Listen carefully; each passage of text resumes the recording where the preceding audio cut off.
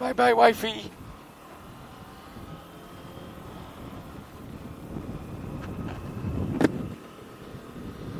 Oh, the joys of being on a bike. Just 5 minutes down the road. Easy, big boy.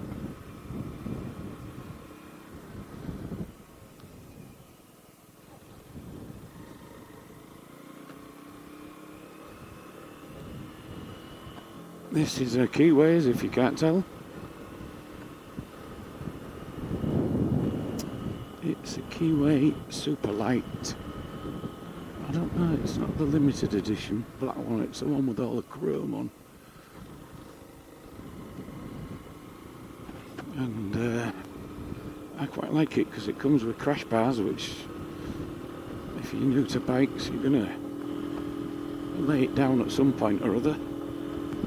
It comes with a couple of saddle bags, which is great because first thing you do when you get a new bike is to give you a load of paperwork. Oh, missed that gear. And wow, that's windy. You got nowhere to put it. Check the mirrors. Just move that down a bit, that's better. Should have checked them before I got on. I'll tell you what's really weird as well. Is it? It's got a bloody metric speedo, and it takes some working out what actual speed you're doing. Now I did hear that the mirrors were a bit dodgy on this, and I find them alright, yeah. There is a little bit of arm in it.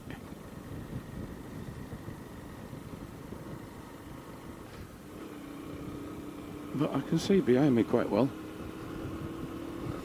Anyway, we'll have to see my mate Dave. Dave, I know you'll be watching this if I put it on YouTube. Good old Dave. Good old reliable Dave. Love him to bits. And his wife. I don't love his wife that often. She won't let me. Yeah. God, I hope she never watches this anyway. Right, well, I picked this up yesterday, and it was a definite eye-opener as to what's involved with riding a bike. Wow, that wind's a bit blowy. I hope you can hear me, guys.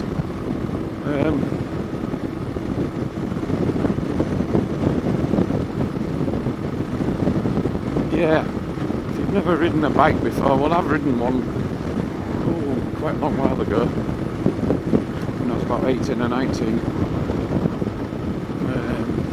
Well, when I was 16 I wanted a motorbike, or a moped, or whatever it is that I could drive at the time. But my dad talked me out of it, or basically wouldn't let me have one. He says, you'll be wanting a car next year, son. You don't want to be getting a bike. They're dangerous. And this was someone that's had a bike all his life in various sorts. So I was a bit perturbed about that, but anyway, he was right. 17 came along, sat down,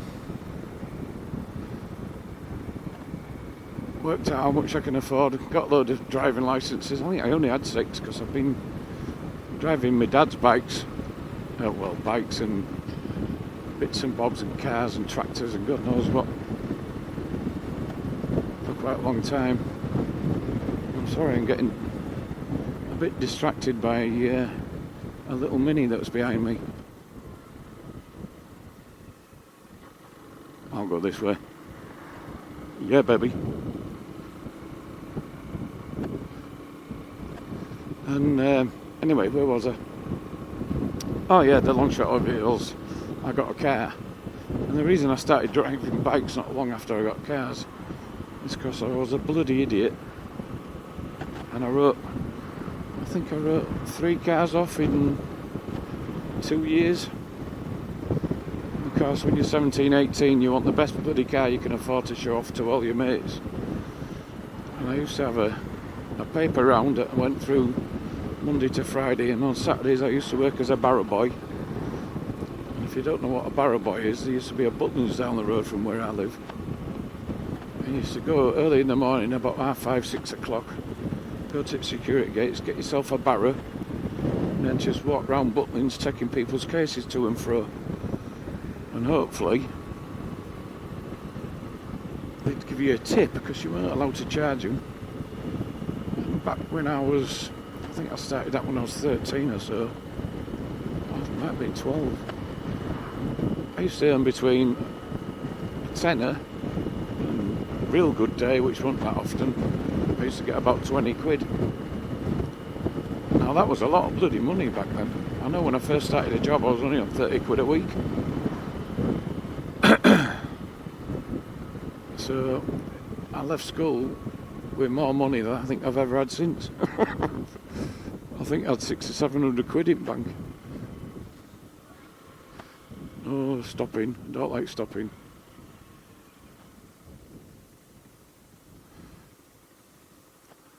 Yeah. So I spent that all on cars. Got a Ford Mexico 1600, which was a state-of-the-art thing at the time. I find neutral now. No, canal buggery. It's a long way out to the gear. There it is. Yeah, as I was saying. So I wrote all them cars off and I was skint. And I lived about, I think it was about 12 miles away from where I worked. And I needed to get to work. Open the helmet, that'll be a different sound. So I bought a little Honda 70, I think it was, C70. It was a step through with the plastic fairings on. And the stab gears where you didn't need a clutch. And I used to drive up and down from where I used to live, which was Hackness at the time. I don't know what, anyway, you can Google that and find out where it was, to Filey, which was a fair old trek, winter and summer. And I really enjoyed it.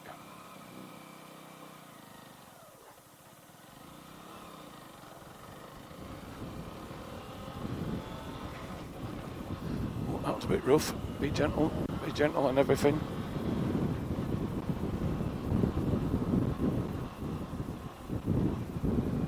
Keep your distance, put your screen down, it's getting a bit blowy. Keep checking your mirrors. I don't know why I'm coming up this way. And of course, as soon as I sit on the bike, it starts to bloody rain. Always bloody does.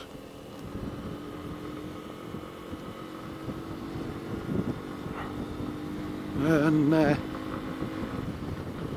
that was my involvement. I once took my dad's, he had a CeeBee 500 Honda, I can't remember the exact name of it. Had a massive bloody fairing on it, excuse my language. And my dad used to work away, and I thought I'll give that a ride. Young and full of vinegar.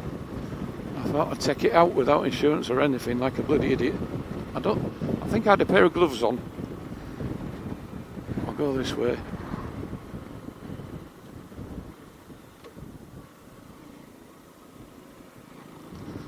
That was a bit fast. And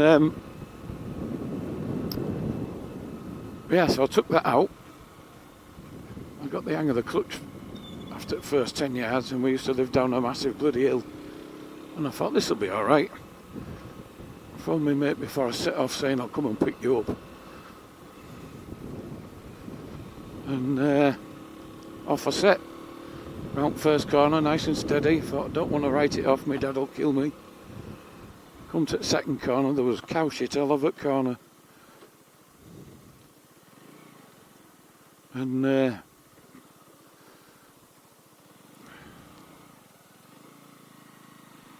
was it. I watched the sparks coming off the fairing. And picked it up. looked at it, I thought I'm going to get killed when my dad gets home, you know. Wait till your dad gets home shit.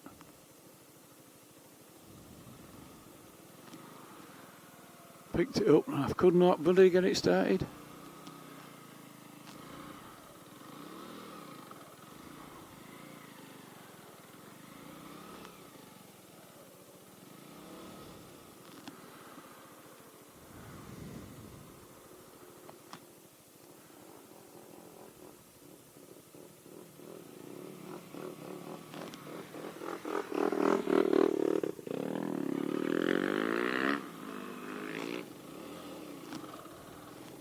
That made me panic a bit.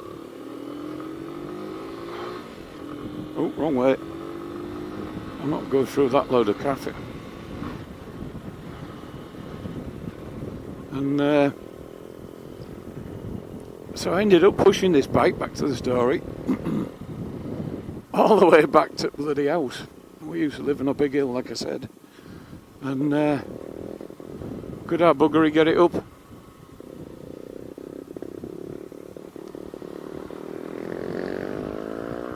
Pushed and sweated and pushed, and I had to end up leaving it at the bottom of the hill, which was a bit embarrassing.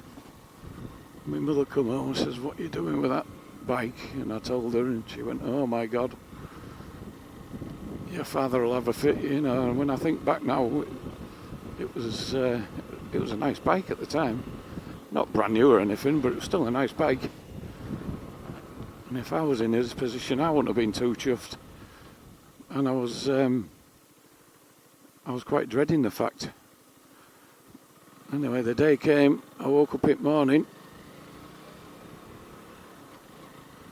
My dad was due home. Oh, I will get the hang of this.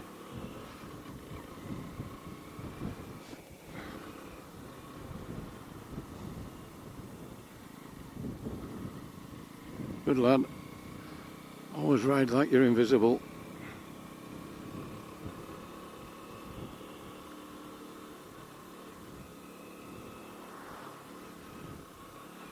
And my dad turns up and I gets out. I used to live in a caravan.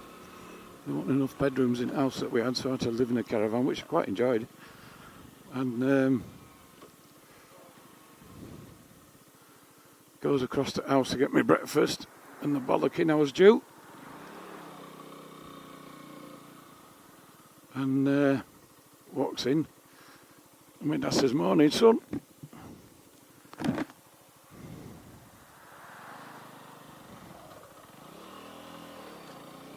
I will get the hang of it. Morning, Pops, was the word. And I was waiting, cowering in the corner like a bloody scared dog. And my dad looks at me. He says, "Why do you leave bike down at bottom, son?" And I looked at her and I said, "Well, to tell you the truth, Pops, I couldn't get it started." He said, "Did you take it out?" I said, "Yeah, I did, Pops." He said, "Did you crash it?" And I said, "Yeah, I did, Pops. Is this bike going to come?" And he said, "What's happened?" And I said, "I got to the second corner in Knox Nexos, and there was bloody cow shit all over the road. And I come off and watched it flying down the road." And he laughed. I went, "Well, bloody hell, that's a good sign." And he says, "Well, why didn't you push it? Why didn't you get it back uphill?" And I says, "I couldn't get it started." He says, "Come here, son." And he took me outside. And he says, "Here, look at this."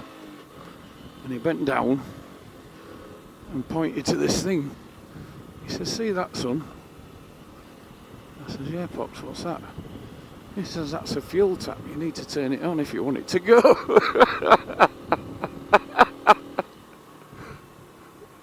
So, apart from being humiliated, which I think sort of served me right, I think my dad was quite happy with the fact that I had a red face And I spent all that energy and frigging nearly did me frigging spleening trying to get it back up the bloody hill. I think he was quite happy with that.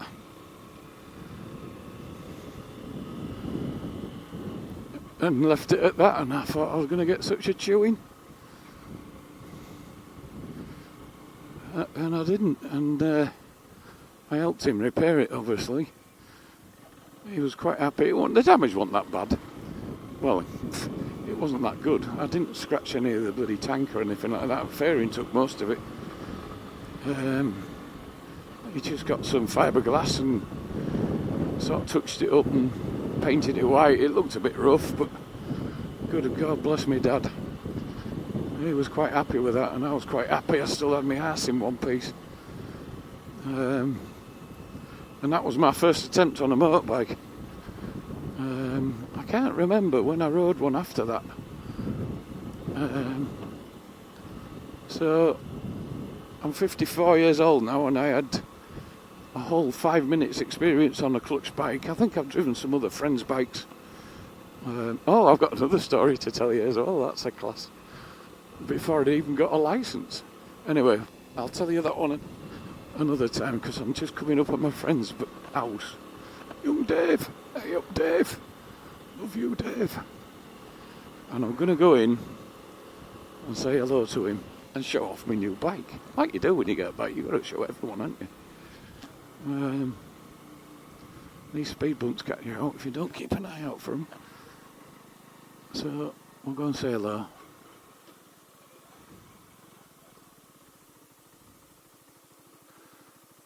I like the fact the light's on. See if we can get it in neutral. Oh yeah, we did. That's always good. Turn key off. Get off. Now this thing's bloody heavy to get on stand, so I think I'll just put it on bloody side stand. I always lean it to the left apparently. I've been watching loads of YouTube videos, like you do when you're interested in something. Lift that up so it don't steam. I haven't put my pin lock on yet. That's another story I'll tell you about soon. Right guys, I'll